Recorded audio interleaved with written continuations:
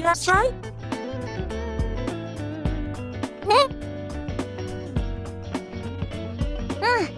父さんとの練習が始まるのはもう少し後になりそうだから。それもあるけど準備も必要みたいだよ。練習を見るってことはメニューとかも考える必要あるだろうしな。それにあんちゃんのお父さん言ってたよね。俺はここで俺が教えられる全てをお前たちに叩き込む。つまりこれから俺の持つ全てをお前たちにかけさせてほしいんだ。ただしやるなら歌も体作りも容赦なしだ。毎日血ヘドを吐くくらいやってもらう。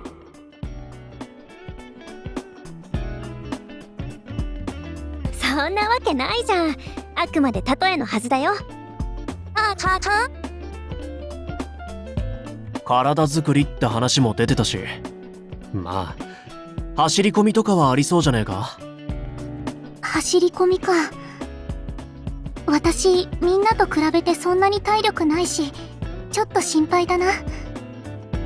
俺もだ。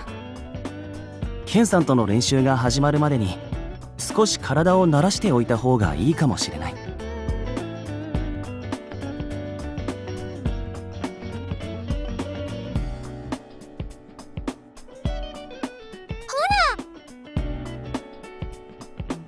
確かにあの時りんちゃんもれんくんもたくさん応援してくれてたよね。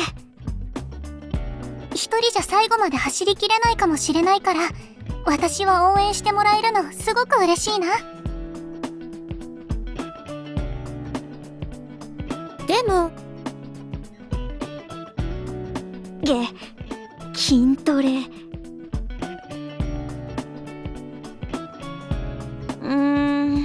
苦手っていうか同じことをずーっと何回もやるのってつまんないじゃないですか。どんな理由だよ。私も走り込みより筋トレの方が自信ないな。あんちゃん、もし練習メニューにあったら一緒に頑張ろうね。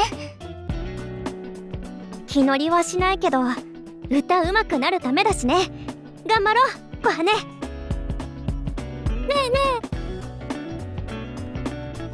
えいや、まだ具体的な話は聞いていないな。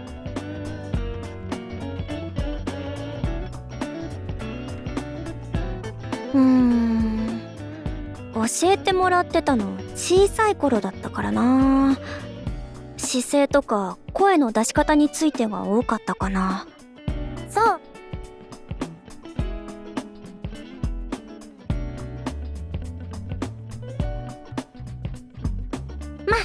どんなメニューが来ても私たちにはやるっていう選択肢しかないからね。慣れるまで大変かもしれないけどみんなで声かけ合って頑張ってこう。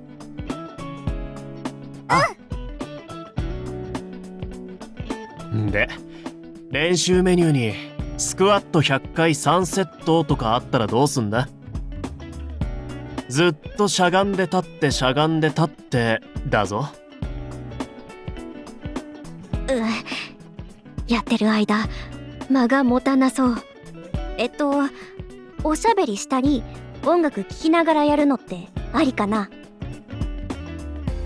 やりきれるかどうかよりそちらの心配をするというのは珍しいな。